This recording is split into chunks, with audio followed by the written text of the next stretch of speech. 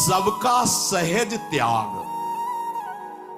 त्याग का मतलब मुंह बनाना नहीं है।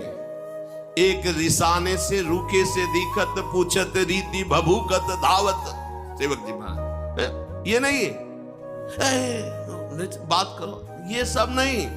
बड़े प्रेम से विवाह किससे कर रहे हो? प्रेम। सबका त्याग करना है, हो चुका है। मेरा प्रीतम सब में समाया हुआ है। मैं उसी का आदर करता हूं, उसी को देखता हूं, उसी से प्यार करता हूं, उसी से लड़ता हूं, उसी से खेलता हूं, उसी से हंसता हूं। उसके सिवा कोई दूसरा मेरे जीवन में, मेरी दृष्टि में नहीं। खत्म। इसे सर्व त्याग कहते हैं। सर्व त्याग का मतलब सब छोड़ छाड़ के गुफा में एक पर्दा लगा के बैठ गए, सर्व त्यागो। ये तो कर लिया बाहरी हो, अंदर अंदर देश में, अंतरदेश में ये भूताकाश का त्याग तो तुमने बाहरी दिखा दिया, लेकिन हृदयाकाश में वहां जो चल रहा है वहां दिखाओ।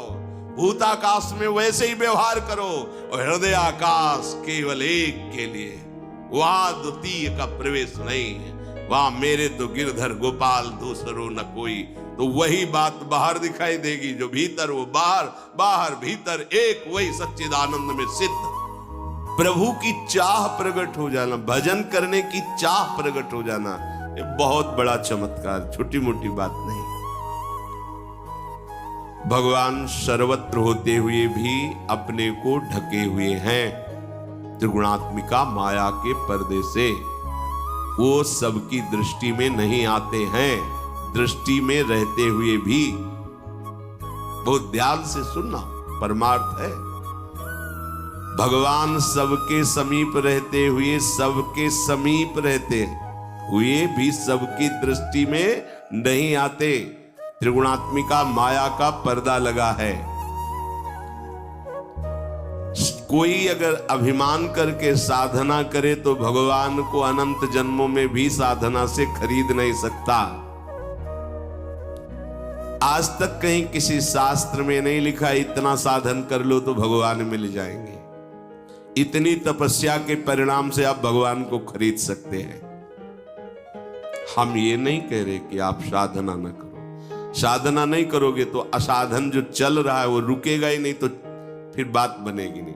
साधना असाधन त्याग के लिए है, पर भगवान की प्राप्ति भगवत प्रेमी महात्माओं के संग से प्रकट हुई चाह से है। चाह पर एक संत संग ऐसा जो सर्व संगों का त्याग करा करके मुझे वशीभूत कर लेता है।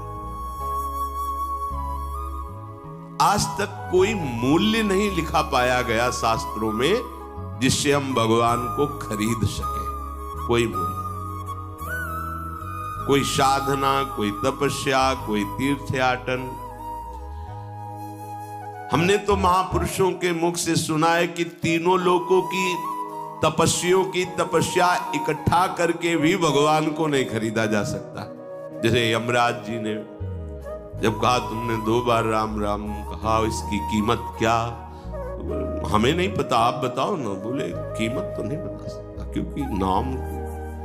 तो ब्रह्मा जी, भगवान शंकर जी, यहां तक स्वयं भगवान से यही प्रश्न किया गया तो भगवान ने भी कहा कीमत तो नहीं बता सकता, पर प्रभाव उसका देख लो।